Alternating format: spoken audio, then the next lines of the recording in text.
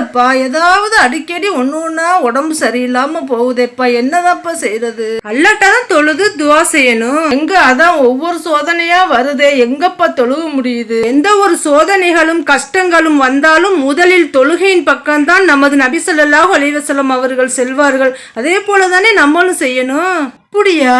அல்லாஹ் எந்த நோயையும் அதற்குரிய நிவாரணிய அருளாமல் இறக்குவதில்லை என நபி ஸல்லல்லாஹு அலைஹி வஸல்லம் அவர்கள் சொல்லியிருக்கா.